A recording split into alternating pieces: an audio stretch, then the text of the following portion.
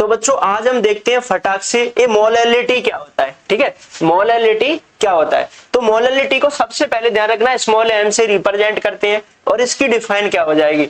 Molality is the number of moles of solute, number of moles of solute present in 1 kilogram, 1 kilogram, 1 kilogram या फिर 1000 gram of solvent, solvent.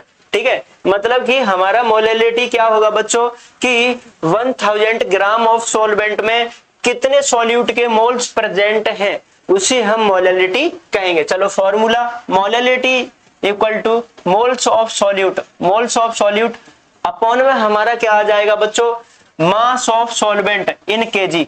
तो KG में हम solvent का मास रखेंगे। चलो यूनिट कई बार पूछी जाती है तो मोल पर केजी या फिर मोल केजी इनवर्स हमारी क्या हो जाएगी, इसकी यूनिट हो जाएगी। नोट यहाँ पे ये चीज आप लोगों को एक ध्यान में रखनी है, क्या है कि molality is independent of temperature. कई बार पूछा गया है कि मोलैलिटी किससे इंडिपेंडेंट होती है, तो बच्चों टेम्परेचर पे इंडिपेंडेंट होती है आप लोगों को। चलो मोलैलिटी इन ग्राम, अगर मोलैलिटी हमारी ग्राम में होती है बच्चों तो इसके लिए फॉर्मूला क्या हो जाएगा, तो हमारा बच्चों क्या फॉर्मूला हो जाएगा, ये हो जाएगा W2 अपॉन में M2। W2 हमारा क्या है, मास ऑफ सॉल्यूट अपॉन में मोलर मास ऑफ सॉल्वेंट और 1000 अपॉन में और गिवन मास ऑफ सॉल्वेंट। ठीक है, ये हमारा M2 हमारा सॉल्यूट के लिए है और W2 हमारा W2 गिवन मास के लिए है और M2 बच्चों मॉलिक्यूलर मास के लिए हो जाएगा।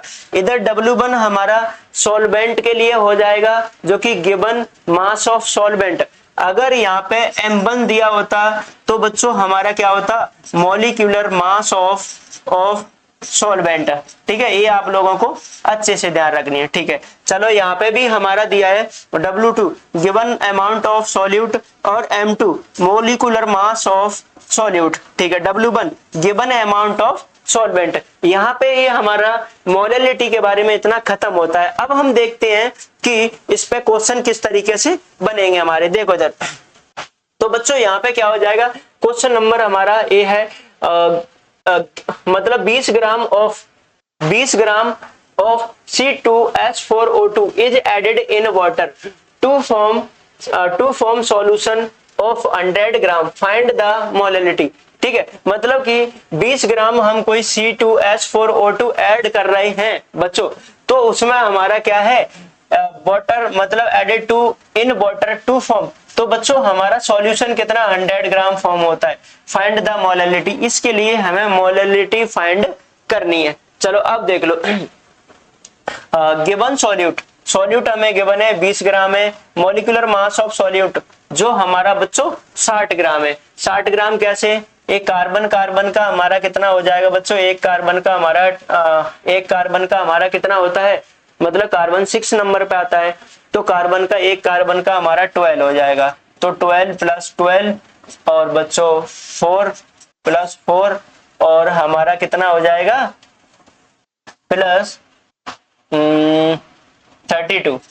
ठीक है, अब इनको जोड़ लो, हमारा 24 और 32, ये हमारा 6 और बच्चों इधर हमारा 5, 56 + 4 टोटल हमारा कितना हो गया बच्चों 60 ग्राम। ये हमारा 60 ग्राम इसका मॉलिक्यूलर मास ऑफ सॉल्यूट आ गया। ठीक है, सॉल्यूशन हमारा 100 ग्राम है और formula solvent equal to solution minus solute.